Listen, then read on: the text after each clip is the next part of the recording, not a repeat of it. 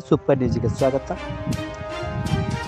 ಬೆಳಗಾವಿ ಜಿಲ್ಲೆ ಕಾಗವಾಡ ತಾಲೂಕಿನ ಉಡುಪಿ ಉರ್ದು ಕನ್ನಡ ಸರ್ಕಾರಿ ಪ್ರೌಢಶಾಲೆಯ SPMC ಸಮಿತಿ ಸದಸ್ಯರು ತಮ್ಮ ವಿವಿಧ ಬೇಡಿಕೆಗಳ ಈಡೇರಿಕೆಗೆ ಆಗ್ರಹಿಸಿ ಕ್ಷೇತ್ರ ಶಿಕ್ಷಣಾಧಿಕಾರಿಗಳ ಕಚೇರಿ ಎದುರು ನಿರಂತರ ಧರಣಿ ಸತ್ಯಾಗ್ರಹ ನಡೆಸುತ್ತಿದ್ದಾರೆ.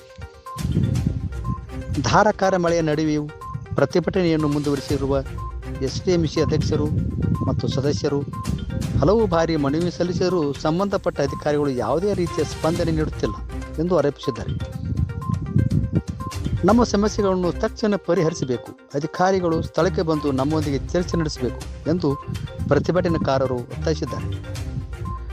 ಮಳೆಯನ್ನು ಲೆಕ್ಕಿಸದೆ ನಡೆಯುತ್ತಿರುವ ಈ ಧರಣಿ ಸತ್ಯಾಗ್ರಹ ಸ್ಥಳೀಯರ ಗಮನ ಸೆಳೆದಿದ್ದು, ಶಿಕ್ಷಣ ಇಲಾಖೆಯ ಹಿರಿಯ ಅಧಿಕಾರಿಗಳು ಶೀಘ್ರವೇ ಮಧ್ಯ ಪ್ರವೇಶಿಸಿ ಸಮಸ್ಯೆಗೆ ಪರಿಹಾರ ಕಂಡುಕೊಳ್ಳಬೇಕೆಂದು ಸಾರ್ವಜನಿಕರು ಆಗ್ರಹಿಸಿದ್ದಾರೆ.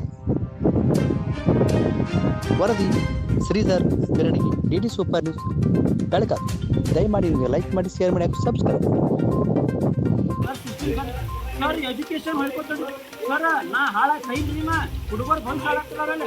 ಇಲ್ಲ ಸರ್, ಹುಡುಗರು ಭವಿಷ್ಯ ಹಾಳಾಕಿತ್ತು ಏನು ತೊಗೊಂಡು ಏನು ಮಾಡೋದು ಕೇಳ್ತಾರೆ. ಹುಡುಗರು ಭವಿಷ್ಯ ಹಾಳಾಕಿತ್ತು